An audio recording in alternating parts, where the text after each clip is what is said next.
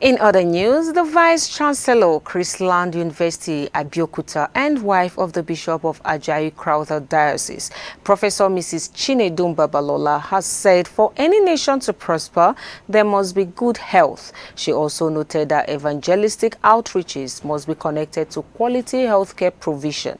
She advised for stakeholders to look into health insurance in order to provide quality healthcare for the people.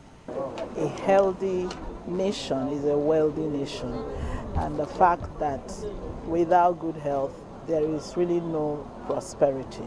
And the Bible said, I wish you would be in good health as your soul prospers. So that's what we call correlation.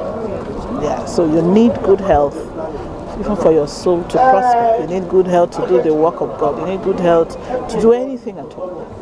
So it's in the plan of God, and that's what we're visiting in this summit. Well, this meeting is purely to design strategies, policies and strategies for the Anglican Communion to move health, wellness forward.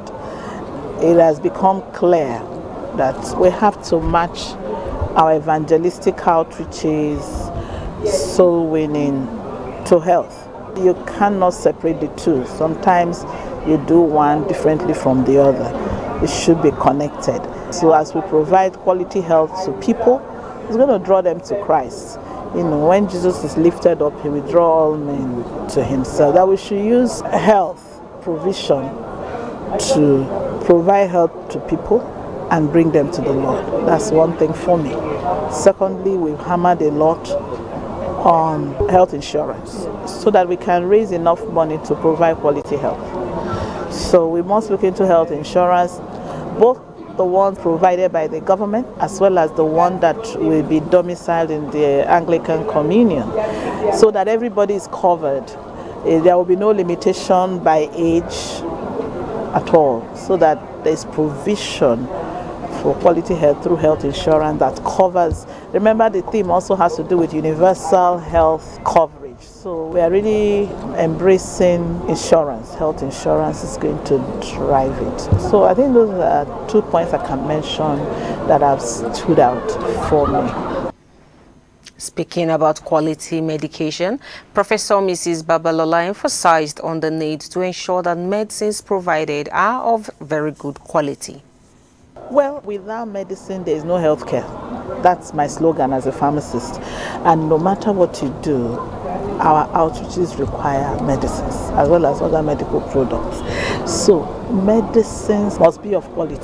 So they must be affordable, be of quality, they've not expired. You know what I mean? People donate. You have to be sure that they've not expired. What of the storage?